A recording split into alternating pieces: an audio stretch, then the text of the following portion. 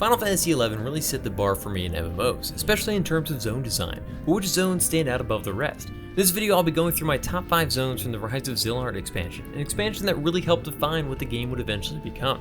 So hey guys, it's Hunt for Games, bringing you a healthy mix of videos on new releases in MMOs and nostalgia trips with the classics that made us fall in love with games in the first place. And while I had hopped on Final Fantasy XI only shortly after its US release, that version contained Zilart from day one.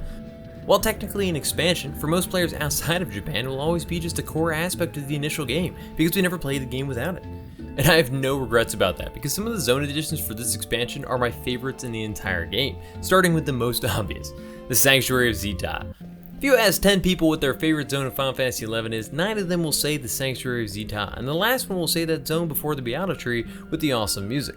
Making zone music is hard, but the melody that plays as you wander through this mystical forest is just perfection. If ever I was asked to envision a forest of fantasy, this would be it. Towering trunks of wood holding up a canopy so far above you it's not even visible, and a gentle layer of mist just blanketing the soft mossy forest floor. There exists a wide array of strange creatures skittering in and out of view, from huge imposing gobus and golems to the tiniest rabbits and funguars, all breathing a life into this sanctuary that a game rarely manages to achieve.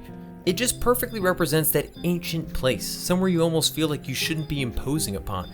And it feels like it holds secrets, so many secrets, from areas of the map that aren't fully documented to mysterious crystals kind of bursting out of the earth threatening the serenity of the zone, to the Romiev exit, showing a rare, at least in Final Fantasy XI, visual representation of the next zone in the distance. It was just a really cool area. Just functionally, it also had a healthy mix of tight pathways and wide open spaces. It wasn't overly complicated to navigate, but wasn't just a huge square or circle either. It just maintained that balance so well. There just are rarely zones that immediately affect me as profoundly as the Sanctuary of Zita did, and the first time I entered, my jaw just dropped. It's one of my favorite places in the game, and one of my favorite zones of all time. But while the Sanctuary of Zita as a whole perfectly captures everything I want out of an MMORPG zone, this next one shows how even something I'm not even asking for can be handled well: the Eastern and Western Altepa deserts. Look, I hate video game deserts, I really do. At best, they're just lots of sand. They always have desert-like enemies, which are snakes and bugs and sandworms and just ugh. If done well, they usually almost make you feel hot and dry while you're in them, the arid atmosphere just oozing out of the screen somehow. But Final Fantasy XI managed to handle them well, and somehow, in the PS2 era, managed to capture the look and feel of living sand dunes, which is not an easy feat. But what I mentioned above is all true. It had beetles and scorpions and spiders and worms, and they all fit perfectly. But they also had all the Final Fantasy flair, cactuars adding a sense of danger that only cactuars seem to be able to manage, Cactuar Rapido sprinting across the zone in a way that I've not seen anywhere else in Final Fantasy XI, secret tunnel entrances leading back to civilization or an oasis town or ancient ruins where Titan probably hangs out, and more so than many other zones, the weather effects that Final Fantasy XI did so well were truly special here, because of random tornadoes that you're always kind of a little too afraid to get close to because you didn't really know what was going to happen, or blistering heat waves that would turn your screen into a wavy mess that just begged for you to get your poor chocobo some water. But in true Final Fantasy XI fashion, it just always seemed like you were right on the cusp of finding some new hidden oasis or secret, some notorious monster pop out in the desert that you'd never seen before, or a new zone entrance that wasn't marked on the map. And while the zones do feel like sister zones at times with how similar they are, Western really spiced things up with its huge central mountain and elaborate quicksand cave structures that would rarely kind of like shift as people managed to open the gate. All the different elemental pillars would rise up. There was just so much mystery. So while I wouldn't say that I wanted to spend time here, I did always enjoy another opportunity to explore and see what I might have missed. To this day, I doubt I've seen everything, and 15 years later, that's a pretty cool feeling to have. But while Final Fantasy XI nailed the desert feel with the Altepa zones, I'll always appreciate the more lush regions teeming with life and, like water, leading us to the Boyata Tree. The Boyata Tree had it all. It felt like my home sometimes with how much time I spent there. It had a wide range of levels of mobs that allowed for safe leveling or skilling up from like the 50s straight up through 75. I've always loved the whole entering a giant tree idea too, since Ocarina of Time first introduced it to me back in 1998. And some of my favorite enemies in the game hung out in this zone. Crabs, crawlers, squishy but dangerous funguar, cute little mandragora. Everything just felt like it belonged. It just oozed mystery with snaking hallways that looped back in on themselves, leading to open pools of water with more trees. inside the larger tree, waterfalls that led to the higher areas within the tree, but are only traversable one way, but you could kind of like see up the waterfall and just kind of glimpse what might be beyond there. It was also the pathway to zones like Dragon's Area or Rama's Cloister. It just felt like an endgame zone. Dangerous all the way until endgame, it did have a purpose for many levels, and with how peaceful it could be, I never really minded coming back. And I'd come back many times, and there was just always another group wandering around, skilling, leveling, farming, questing. It was just a great zone full of a lot of cool stuff. But while all these zones really grab hold of the imagination and were amazing areas to level and explore Final Fantasy XI in its combative state, sometimes the cities were what really nailed down the feeling of an expansion. And in my mind, for Zilart, that city was Chasm. As a Windurstian, Chasm always felt like a sister zone, and luckily it was a fantastic reward for all the work it took to get there.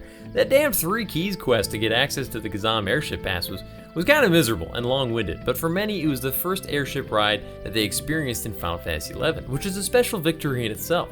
Finally, the world was opening up, travel becoming a little easier, and distant lands beckoned. And the first glimpse of those distant lands was Chasm, a jungle town full of wandering Opo, a quaint little airship port, complete with its own auction house and desk Moogle. Up until that, the only Moogles that I'd ever experienced were in my Mog house, so it was kind of cool seeing them just out in the wild, letting me change jobs willy-nilly without zoning first. It was just such a well-crafted little side city, like Selbina or Maura, but the music is one of my favorite tracks in the game. Just this little pocket of safety in a distant, unforgiving land, which by the way, was literally right out of the gate, because that was the best part. Camps were right outside of town. Coming from the dunes and Qufim, maybe a quick party in Tarangi or Conchef for some, parties were just always spread out so far and wide across those zones. Camps were all distant locations, a far trek from the safety of any kind of city. Even in the dunes, there were only a small number of camps in close proximity to the Selbina zone, but in Chasm, that couldn't be less true. Pretty much every viable camp for the level 25 range was right at the edge of the zone. You'd step out the gate and see party after party pulling mandragoras and goblins. It was a flurry of activity, and one of the first times I'd seen so many players on screen fighting at the same time. For me, it was just encapsulated excitement, and it was amazing to seek for parties and then walk a few feet when you finally got one to where your party was going to be camping. It was just right there. Well, that's also a little bit about Yatunga Jungle as well. It was really how it made Chasm feel that made it so special. Chasm was right in the thick of things. It was area design done perfectly. Leading to the final Zilart edition that I think was one of my favorite zones from the expansion. It almost feels like cheating because it's one of the coolest zones in the game. Ruan Gardens, more commonly known as Sky. Sky was the land of the gods and the glorious reward for making your way through most of Zilart. Japanese folklore often referenced an ancient floating paradise, whether through anime, film, novels, that floating island that's been long untouched by man. Hell, Castle in the Sky by Miyazaki is basically Ruan Gardens. They even have the defensive dolls in the film. While many zones in Final Fantasy XI are beautiful, Sky was the first time I really felt like I had achieved something significant. By getting access to Sky, I was in a new tier of player, a tier I beforehand had never thought I'd reach. One of those endgame people that did the cool stuff you'd hear stories about. And that reaction wasn't just because of the emotional weight that it held in game. It was truly a visually stunning area. The music, though, almost didn't even seem to fit. It was so peaceful, relaxing. The enemies, too, for the most part, wouldn't engage. It was fairly safe. Of course, if you got too close to some of the dolls, or by God, cast a single spell anywhere, the world would come down on you. But this just enhanced the idea. You were a guest, a rare and semi-invited guest that was allowed to be present in Ruan Gardens. But dare disturb the peace and Vana'diel's fury would come down upon you. I could talk about all the time spent up there in Link Shell events or God runs, but really, it doesn't compare to those first fledgling exploration attempts, before the idea of what Sky was tainted by deaths and lack of drops, when it was just the land of the gods high above the surface of the world. But guys, that's all I've got for my favorite Zilart zones. This one was pretty tough because so many of these areas are amazing in their own ways. Which did I forget or should have been included on this list? Let me know in the comments below. I would have added the Avatar cloisters, but they're not really zones, so I wasn't sure it would count. Check back soon for more videos on what made Final Fantasy XI so special, and check out the Final Fantasy XI playlist for all the videos I've done so far on this amazing game if you haven't checked them out already. Otherwise, I'll see you guys all in the next one. Peace. Thanks for watching. If you're interested in more videos like this, think about subscribing. And if you already have, don't forget to click that little bell next to the sub button to get notified when new videos go live. Hit me up in the comments with your thoughts on this video, or come hang out and chat with me on Twitch every Tuesday night at 8 p.m. Eastern Standard Time. And definitely look me up on Twitter or Instagram and Hunt for Games to keep up with what else I've got going on. See ya.